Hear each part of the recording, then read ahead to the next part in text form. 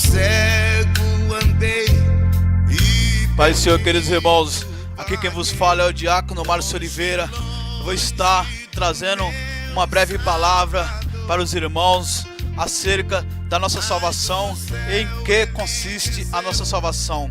A nossa salvação é pelo mérito do nosso Senhor e Salvador Jesus Cristo. A nossa salvação é exclusiva em Cristo Jesus pela fé que nós temos mediante a Ele. Porque Ele disse: fora de mim não há salvação, não há outro nome dado nos céus ou na terra por qual possamos ser salvos, a não ser pelo nome de Jesus. Assim disse o apóstolo Pedro. Então eu vou estar trazendo uma palavra acerca da salvação. A nossa salvação está exclusivamente em reconhecermos a divindade do nosso Senhor e Salvador Jesus Cristo, e nele colocarmos a nossa fé e reconhecer o seu senhorio, reconhecer que Ele é Deus.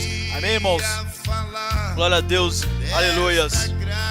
Que os irmãos possam estar atentos a esta palavra e ficar comigo até o término, porque com certeza você será abençoado em nome de Jesus. Deus vai abrir os seus olhos espirituais, vai se revelar a você por intermédio desta palavra, porque a palavra não é minha, a palavra é a palavra do Senhor que se encontra nas Escrituras Sagradas. Amém, irmãos? Glória a Deus, aleluias. Queridos irmãos, aqui a palavra de Deus nos diz, no livro de Eclesiastes, capítulo 12, precisamente, versículo 10, a palavra do Senhor nos diz o seguinte: procurou o pregador achar palavras agradáveis, e o escrito é a retidão, palavras de verdade. As palavras dos sábios são como aguilhões e como pregos bem fixados pelos mestres das congregações, que nos foram dadas pelo único pastor.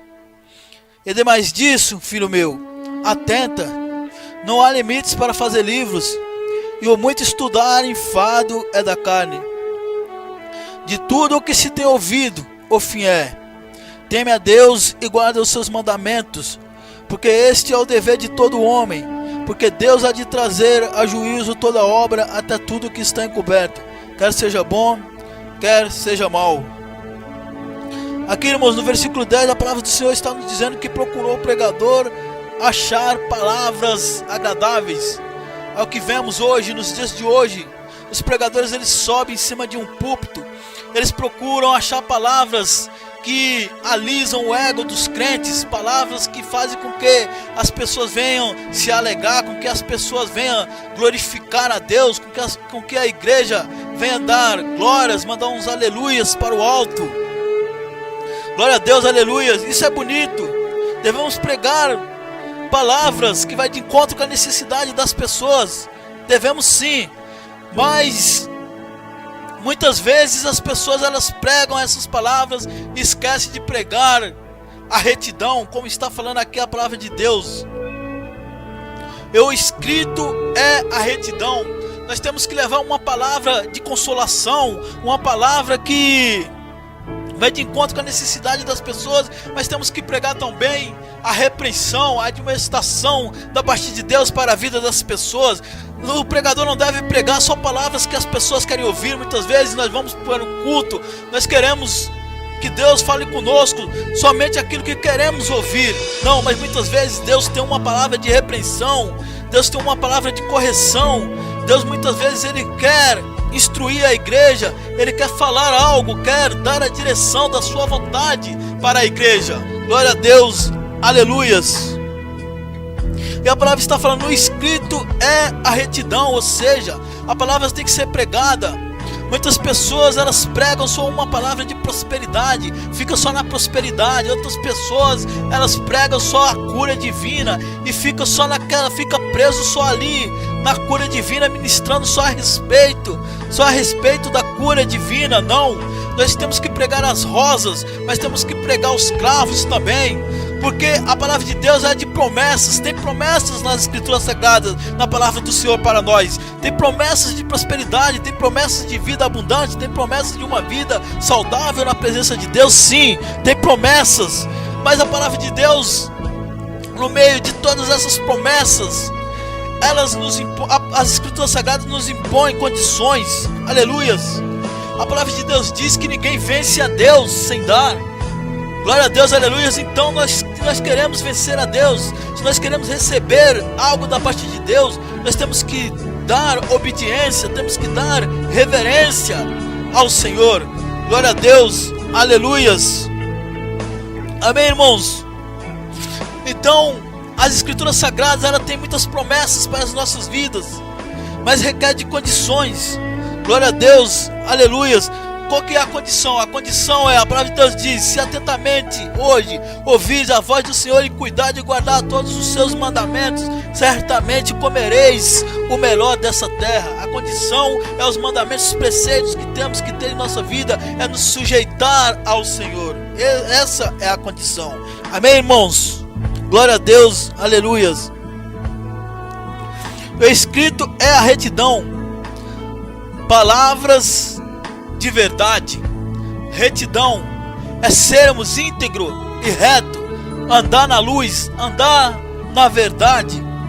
A verdade, ela é separada de toda a imoralidade, de toda a corrupção, de todo culto pagão a divindades pagãs, de toda idolatria, de toda perversidade, de toda mácula, de toda lascívia. Amém, irmãos? E a palavra de Deus diz, Eclesiastes 12, no versículo 11: as palavras dos sábios são como aguilhões e como pregos bem fixados pelos mestres das congregações, que nos foram dadas pelo único pastor. Então a palavra aqui está falando as palavras dos sábios. Os sábios são aqueles que estão na incumbência, na responsabilidade de transmitir a palavra de Deus. Esse sábio, ele não é um sábio que tem uma sabedoria humana, uma sabedoria do intelecto, uma sabedoria natural do homem. Não, é uma sabedoria divina, é uma sabedoria sobrenatural, dada por Deus para dar guia, para ensinar, para instruir o povo acerca da verdade e da justiça. Amém, irmãos? E esses sábios, as palavras deles, aqui a Escritura está dizendo, as palavras dos sábios são como aguilhões e como pregos bem fixados pelos mestres das congregações. Os mestres das congregações são os pastores, são aqueles que são levantados por Deus, que são chamados pelo decreto do Senhor, não levantados por homens, por influência de cargos políticos, como são hoje nas igrejas evangélicas, influências, amizades, barganhas, e levanta as pessoas como pastores, como os presbíteros, e fica dando maus testemunhos, fazendo as ovelhas tropeçarem. Não, mas que são chamadas por Deus para apacentar as ovelhas, são instruídas, são dadas sabedoria para administrar a palavra de Deus, para ministrar a palavra do Senhor, ou melhor dizendo. Amém, irmãos?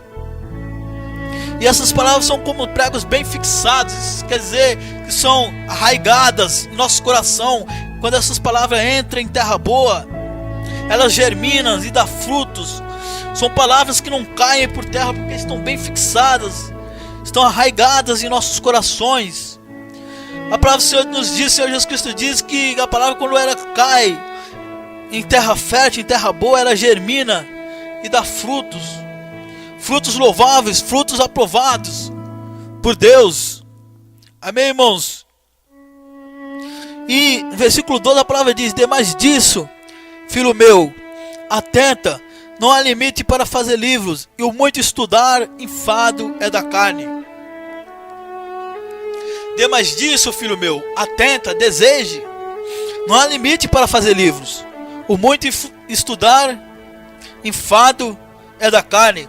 Aqui o escritor, quando ele falou essas palavras, não há limite para fazer livros, aqui é porque a Bíblia Sagrada, ela ainda estava num processo de ser escrita, num processo de inspiração ainda. O escritor diz: não há limite para fazer livros, para escrever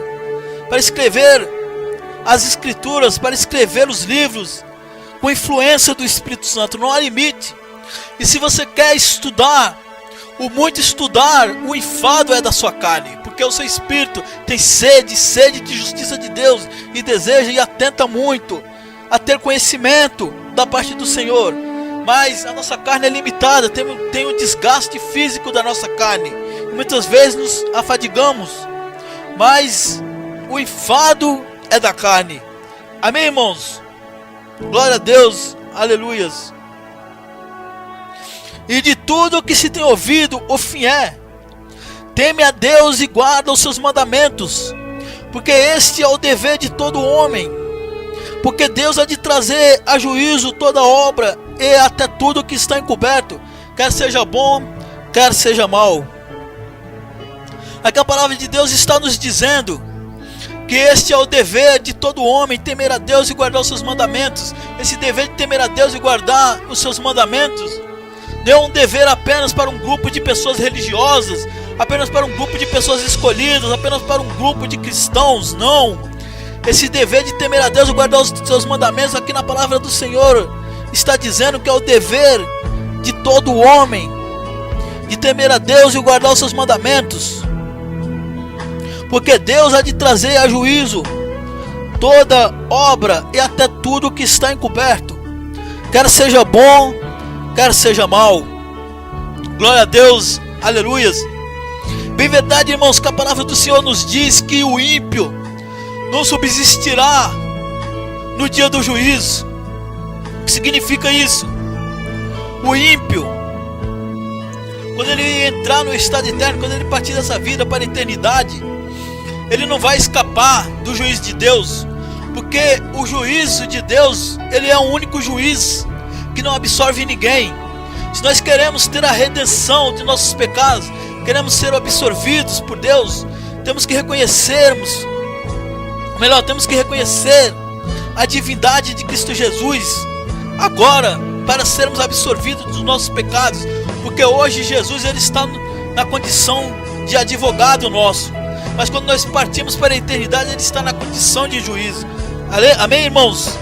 E o Senhor Jesus Cristo ele disse que aquele que guardar a sua palavra não entrará em condenação.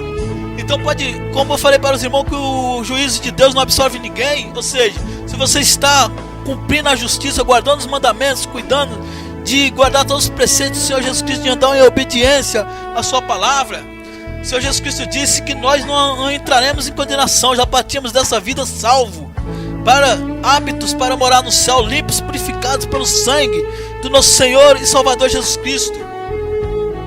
Mas se ficarmos pensando que somos bons o suficiente para escaparmos do juízo de Deus, eu não mato, não roubo, não fumo, não minto, não faço nada de errado, então eu vou ser salvo. Outras pessoas até mesmo dizem, Deus vai me mandar para o lugar que eu merecer. Se nós formos pensar dessa maneira, nós merecemos o inferno.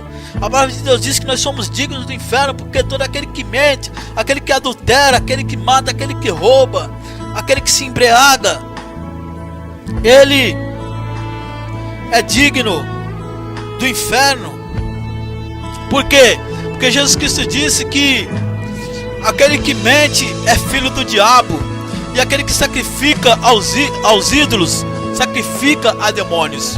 Amém, irmãos? Então temos que cuidar de conhecer as escrituras sagradas para escaparmos do juízo, porque muitas pessoas pensam, eu vou para um lugar, eu vou ficar um determinado tempo, depois vou ser tirado desse lugar, vou ser levado para o céu. Não, irmãos, a partir do momento que nós partimos dessa vida, quando entrarmos no estado eterno, que se nós não tivermos recebido a salvação da parte de Deus, o Senhor Jesus Cristo disse que nós vamos ficar num lugar ali de escuridão, no Hades, e ali haverá tormento, prantos, gritos, ranger de dentes, choros para toda a eternidade. E por quê? Porque fomos transgressores dos mandamentos de Deus, fomos rebeldes às leis divinas, fomos transgressores da palavra do Senhor. Amém? Então o juízo de Deus não absorve ninguém, é o único juiz que não absorve ninguém. Ou seja, Jesus desceu do céu à terra para nos dar a oportunidade da redenção, sermos perdoados, sermos purificados dos nossos pecados. Jesus está na condição de advogado, mas quando partimos dessa vida sem a salvação dele, porque não reconhecemos o seu sacrifício, ele vai estar na condição de juízo. E naquele dia ele mesmo disse que ele vai dizer para aqueles que são salvos, que andaram peregrinando nessa terra, obedecendo a sua palavra, os seus mandamentos, ele vai dizer: sois bem-vindos Melhor dizendo, ele vai dizer: sejam bem-vindos, benditos do meu Pai, para o regozijo da vida eterna, para o lugar que eu tenho preparado desde a fundação do mundo. E aqueles que foram transgressores, que foram desobedientes, vai estar do lado esquerdo, que ele fala que são os bodes.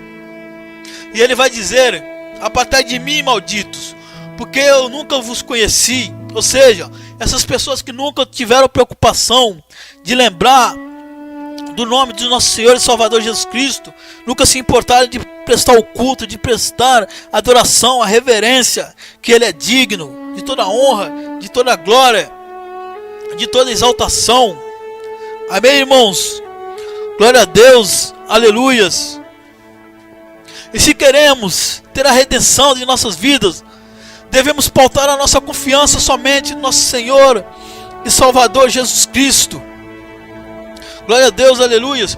Porque muitas pessoas, elas colocam sua fé numa divindade pagã e fica crendo numa divindade pagã, numa divindade que é representada por espíritos que não procedem de Deus, que não conhecemos, espíritos malignos, muitas vezes representado por uma criatura, por uma pessoa que teve princípio, por um mero mortal que padeceu, que morreu, e agora essas pessoas colocam ele como uma divindade, agora fica prestando culto a essa pessoa e não dá o culto, a reverência a Deus, que é bendito, que é eterno, que não dá o culto ao nosso Senhor, ao nosso Salvador Jesus Cristo. Glória a Deus, aleluias. Devemos reconhecer a divindade de Cristo Jesus, reconhecer que Ele é Deus, que Ele desceu do céu, que Ele nasceu da Virgem Maria, e que Ele é o nosso único e suficiente Salvador, porque as Escrituras Sagradas dizem: não há outro nome dado no céu e na terra, por qual importa sermos salvos, a não ser o nome do nosso Senhor e Salvador Jesus Cristo. E o próprio Jesus disse: eu sou o caminho, a verdade e a vida, ninguém vem ao Pai senão por mim. Ele mesmo disse: fora de mim não há salvação, fora de Cristo Jesus não há salvação. Porque não devemos crer, colocar nossa confiança em qualquer outra divindade, porque Deus Pai, Deus Filho e Deus Espírito Santo, eles têm os mesmos atributos, ou seja, eles são autoexistentes, eles existem desde a eternidade, eles não precisou de nada nem de ninguém para existir. Jesus, ele tem os mesmos atributos do Deus Pai. Deus é onipotente, Jesus é onipotente. Deus é onisciente, Jesus é onisciente.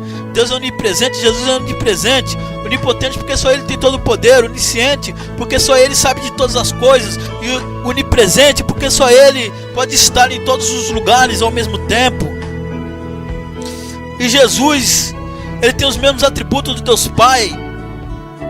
Ele é criador, porque lá em João capítulo 1 ele diz que no princípio era o verbo, e tudo foi feito por intermédio dele, e sem ele nada do que foi feito se fez. Glória a Deus, aleluias. Jesus, ele tem a mesma substância, a mesma essência, o mesmo caráter do Deus Pai, o Deus triuno, o Pai, o Filho e o Espírito Santo. Eles não divergem nem em pensamentos, nem em propósitos, nem propósito, nem vontade. Eles têm a mesma vontade, o mesmo propósito, a mesma natureza, a mesma substância. Amém, irmãos? Então, quando nós pautamos a nossa confiança em uma divindade pagã, que é representada por criatura que teve princípio, amém, irmão? A Santíssima Trindade, Deus Pai, Deus Filho e Espírito Santo não teve princípio, não precisou de ninguém para ser criado, mas todo o espírito que há no céu, na terra, debaixo da terra, todos os espíritos foram criados por Deus, todos eles tiveram princípio.